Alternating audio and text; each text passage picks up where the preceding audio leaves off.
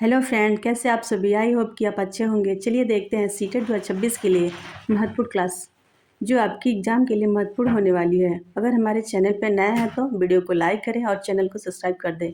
चलिए शुरू करते हैं आज का क्लास।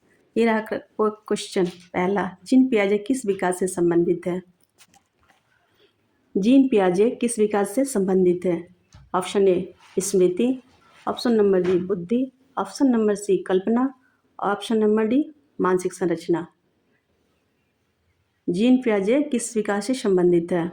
ऑप्शन नंबर डी मानसिक संरचना से। चलिए देखते हैं अगला प्रश्न। संवेदी प्रेरक अवस्था की प्रमुख विशेषता है। आपको बताना है कि संवेदी प्रेरक अवस्था की प्रमुख विशेषता क्या है।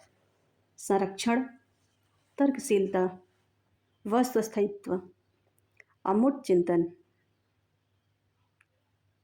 संवेदी प्रेरक अवस्था की प्रमुख विशेषता क्या है। वस्तु अस्तित्व, ऑप्शन नंबर सी आपका वस्तु स्थायित्व हो जाएगा। देखते हैं अगला क्वेश्चन। बालक अधिक किससे सीखता है। बालक सबसे अधिक किससे सीखता है। देखकर, सुनकर, लिखकर या करके। आपको बताना है कि बालक सबसे अधिक किससे सीखता है।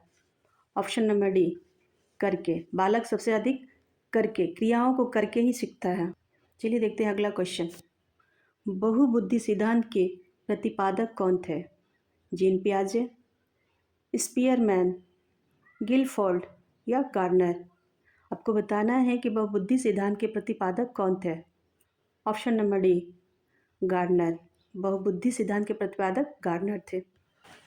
चलिए देखते हैं अगला क्वेश्चन।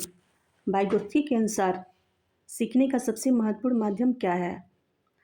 सामाजिक अंतःक्रिया, अनुकरण, परिपक्वता, आनुवंशिकता। आपको बताना है कि वाइगोत्स्की के अनुसार सीखने का सबसे महत्वपूर्ण माध्यम क्या है। ऑप्शन नंबर ए सामाजिक अंतःक्रिया। इसका राइट जवाब होगा सामाजिक अंतःक्रिया। चलिए देखते हैं अगला क्वेश्चन। ZPD का क्या अर्थ है। ZPD यानी जोन ऑफ प्रोक्सिमल डेवलपमेंट का क्या अर्थ है। जो बच्चा स्वयं कर सकता है, जो बच्चा सहायता से नहीं कर सकता, जो केवल शिक्षक कर सकता है, जो बच्चा सहायता से कर सकता है। आपको बताना है कि ZPD का क्या अर्थ है। ऑप्शन नंबर डी जो बच्चा सहायता से कर सकता है। देखते हैं अगला क्वेश्चन। वाइगोत्स्की का सिद्धांत किस दृष्टिकोण पर आधारित है। आपको बताना है कि वाइगोत्स्की का सिद्धांत किस दृष्टिकोण पर आधारित है। ऑप्शन नंबर ए व्यवहारवादी, ऑप्शन नंबर बी संज्ञानात्मकवाद, ऑप्शन नंबर सी समाज सांस्कृतिक, ऑप्शन नंबर डी मानवतावादी।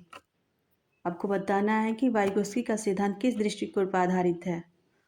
ऑप्शन नंबर सी सामाजिक संस्कृति, ये आपका राइट जवाब होगा। चलिए देखते हैं अगला क्वेश्चन। भाषा विकास का मनोवैज्ञानिक सिद्धांत किसने दिया था। चोम्स्की, जीन पियाजे, कोहलबर्ग या सुकरात। आपको बताना है कि भाषा विकास का मनोवैज्ञानिक सिद्धांत किसने दिया था। ऑप्शन नंबर ए चोम्स्की। भाषा विकास का मनोवैज्ञानिक सिद्धांत उसी ने दिए थे। चलिए देखते हैं अगला क्वेश्चन। निम्न में से चिंतन में किन किन सामग्रियों का प्रयोग होता है। प्रतिमा, भाषा, संकेत, उपरोक्त में सभी। आपको बताना है कि निम्न में से चिंतन में किन किन सामग्रियों का प्रयोग होता है। ऑप्शन नंबर डी उपरोक्त में सभी। चिंतन में प्रतिमा, भाषा, संकेत सभी का प्रयोग होता है। चलिए देखते हैं अगला क्वेश्चन। व्यवहारवाद सिद्धांत किसने दिया था। जीन पियाजे, चोम्स्की, BF स्किनर या वाइगोत्स्की। आपको बताना है कि व्यवहारवाद सिद्धांत किसने दिया था। Option number B BF Skinner. व्यवहारवाद का सिद्धांत BF स्किनर ने दिया था। चलिए देखते हैं अगला क्वेश्चन। लेखन संबंधी अक्षमता किसमें होती है। डिसलेक्सिया, डिस्ग्राफिया, डिस्कैल्कुलिया या प्राजेलिया। आपको बताना है कि लेखन संबंधी अक्षमता किसमें होती है।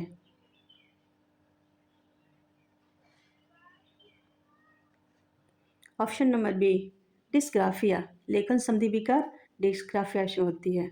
चलिए देखते हैं अगला। बच्चों का केवल अपने दृष्टिकोण से सोचना क्या कहलाता है? केंद्रीकरण, संरक्षण या परिवर्तनशीलता या अहम केंद्रित। आपको बताना है कि बच्चों का केवल अपने दृष्टिकोण से सोचना क्या कहलाता है? ऑप्शन नंबर डी, अहम केंद्रित। बच्चों का अपने से दृष्टिकोण से सोचना अहम केंद्रित कहलाता है। चलिए देखते हैं अगला क्वेश्चन। आंधी तूफान का अवस्था किसे कहा जाता है? शैशवावस्था, किशोरावस्था, बाल्यावस्था या प्रौढ़ावस्था। आपको बताना है कि आंधी तूफान का अवस्था किसे कहा जाता है? ऑप्शन नंबर बी, किशोरावस्था। आंधी तूफान की अवस्था किशोरावस्था को कहा जाता है। चलिए देखते हैं अगला क्वेश्चन। 7 से 11 वर्ष की अवस्था कहलाती है। आपको बताना है कि 7 से 11 वर्ष की अवस्था क्या कहलाती है?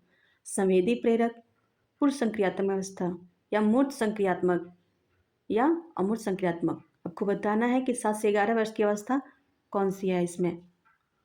ऑप्शन नंबर सी, मूर्त संक्रियात्मक अवस्था। 7 से 11 वर्ष की अवस्था मूर्त संक्रियात्मक अवस्था होती है। चलिए देखते हैं अगला क्वेश्चन। सीखते हुए ज्ञान का सीधा उपयोग स्मृति कहलाता है। यह कथन किसका है? आपको बताना है कि सीखते हुए ज्ञान का सीधा उपयोग स्मृति कहलाता है। यह कथन किसका है? स्किनर, वुडवर्थ, कोहलबर्ग या पेस्टोलॉजी। को बताना है कि किसका था।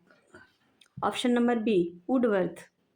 सीखते हुए ज्ञान का सीधा उपयोग स्मृति कहलाता है। यह कथन वुडवर्थ ने दिया था। चलिए देखते हैं अगला क्वेश्चन। ये आज का लास्ट प्रश्न। मनुष्य एक सामाजिक प्राणी है, यह किसने कहा था? अरस्तु, कोहलबर्ग, मॉन्टेस्क्यू या पियाजे। आपको बताना है कि मनुष्य एक सामाजिक प्राणी है, यह किसने कहा था? ऑप्शन नंबर ए, अरस्तु। मनुष्य एक सामाजिक प्राणी है, यह अरस्तु ने कहा था। अगर मेरी वीडियो पसंद आई हो तो आप हमारे चैनल को सब्सक्राइब कर लीजिए और वीडियो को लाइक कर दीजिए। चलिए देखते हैं अगले सेट में, और ऐसे ही आपके प्रश्न को महत्वपूर्ण बनाने के लिए मैं अगला वीडियो लेके आऊँगी। और आप सबका वीडियो देखने के लिए धन्यवाद। चलिए मिलते हैं अगले नेक्स्ट वीडियो में।